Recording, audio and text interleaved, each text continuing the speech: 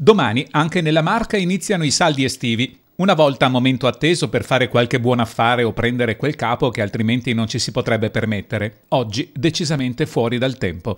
Ad affermarlo gli stessi commercianti che sperano presto in una riforma. Sono fatti troppo presto, se venissero posticipati nel caso dell'estate a fine luglio e nel caso dell'inverno a fine gennaio, andremo a recuperare quello che è il vero Natale e il vero senso dell'estate e la coerenza del termine saldi di fine stagione. Del resto, più di qualche commerciante ha già tagliato i prezzi, sperando in qualche entrata in più in questi momenti, dove soprattutto in centro a Treviso alcuni registratori di cassa arrivano a non battere nemmeno uno scontrino in un'intera giornata. Del resto, il principio non è più quello di svuotare i magazzini, ma tenersi a tutti i costi i clienti. Il concetto di fare gli sconti da subito è un concetto che è da non biasimare, soprattutto nei commercianti, che va a tutelare il proprio cliente. Cioè è logico che se si sa che un certo prodotto un tal giorno va a sconto, il mio cliente la settimana prima cosa devo fare? Non gli faccio lo sconto? Cioè mi sembra assolutamente di fregarlo e non è assolutamente vero, perché il cliente è il tesoro, diciamo, di ogni commerciante. Insomma, tra sconti anticipati e saldi di inizio stagione, quello che manca sono le regole che dovrebbero definire anche quali capi in relazione alla stagione possono diventare saldi. Consideriamo una cosa: sandali e bermuda da uomo.